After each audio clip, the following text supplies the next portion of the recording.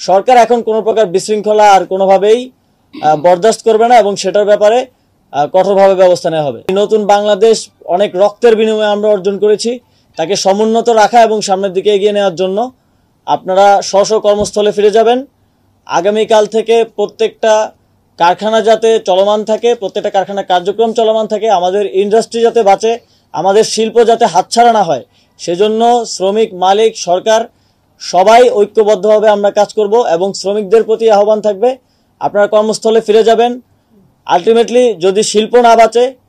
তাহলে শ্রমিকও বাঁচবে না, এই সরকারেরও প্রয়োজন হবে না। বিগত সরকারের আমলে শ্রমিকদের সকল দাবিকে দেখা গেছে বিভিন্নভাবে দমিয়ে রাখা হয়েছে, তাদের বিভিন্ন আন্দোলনে 2023 সালে আমরা দেখেছি হামলা করা হয়েছে। এই সরকার দায়িত্ব নেওয়ার পর প্রথম থেকে আমরা বলেছি যে বিগত সময়ের এই সবগুলো অন্যায় অবিচার এই সব কিছুকে অ্যাড্রেস করা হবে এবং যত ন্যায্য দাবি আছে সেগুলো পূরণ করার জন্য প্রথম দিন থেকে আমরা কাজ করে যাচ্ছি এবং সকল পক্ষের সাথে বারবার আলোচনা হচ্ছে এবং মালিক পক্ষ, শ্রমিক পক্ষ এবং সরকারের পক্ষ থেকে গত দীর্ঘ প্রায় 1 মাস ধরে আলোচনা চলছে এবং তার ভিত্তিতে যেই কি দাবি আছে 18টা আমরা আইডেন্টিফাই করেছি, সেই 18টা দাবির বিষয়ে মালিক পক্ষ, শ্রমিক পক্ষের আলোচনার ভিত্তিতে একটা সমাধানে পৌঁছানো গিয়েছে, সেটা আমাদের সচিব সাহেব বলেছেন। আমরা বিশ্বাস করি যে এই দাবিগুলোর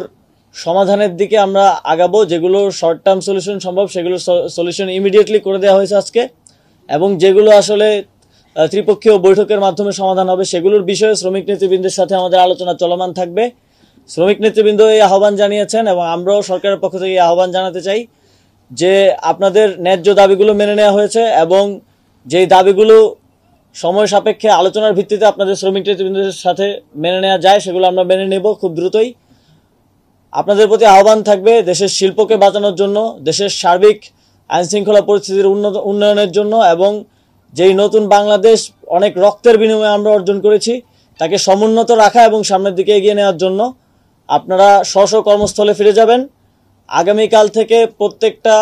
কারখানা যাতে চলমান থাকে, প্রত্যেকটা কারখানার কার্যক্রম চলমান থাকে, আমাদের ইন্ডাস্ট্রি যাতে বাঁচে, আমাদের শিল্প যাতে হাতছাড়া না হয়, সেজন্য শ্রমিক, মালিক, সরকার সবাই ঐক্যবদ্ধভাবে আমরা কাজ করব এবং শ্রমিকদের প্রতি আহ্বান থাকবে আপনারা কর্মস্থলে ফিরে যাবেন। আলটিমেটলি যদি শিল্প না বাঁচে তাহলে শ্রমিকও বাঁচবে না, এই সরকারেরও প্রয়োজন হবে না এবং মালিকও বাঁচবে না। তাই আমাদেরকে শিল্পকে বাঁচাতে হবে, আমাদের ইন্ডাস্ট্রি যাতে আমাদের হাতে থাকে সেটা নিশ্চিত করতে হবে এবং মালিক পক্ষের প্রতি আমার আহ্বান থাকবে যে শ্রমিকের যেই বেতন, যে জায়গায় বকেয়া বেতন আছে খুব দ্রুত পরিশোধ করার জন্য আপনারা ব্যবস্থা নেবেন এবং আগামীকাল থেকে এই দাবিগুলো মেনে নেওয়ার প্রেক্ষিতে যদি কোনো পক্ষ কোনো প্রকার বিশৃঙ্খলা করার চেষ্টা করে, সেটা যদি কোনো মালিক পক্ষ বেতন দেওয়ার ক্ষেত্রে অনাগ্রহ প্রকাশ করে এবং সদিচ্ছার অভাব থাকে এবং শ্রমিক পক্ষের দিক থেকেও যদি বিশৃঙ্খলা করার চেষ্টা করা হয় তাহলে সেটার বিরুদ্ধে আইনানুগ ব্যবস্থা নেওয়া হবে এবং সরকার যেহেতু সবগুলো দাবির বিষয়ে আলোচনা হয়েছে এবং একটা সমাধানে আমরা পৌঁছাতে পেরেছি, সরকার এখন কোনো প্রকার বিশৃঙ্খলা আর কোনোভাবেই বরদাস্ত করবে না এবং সেটার ব্যাপারে কঠোরভাবে ব্যবস্থা নেওয়া হবে।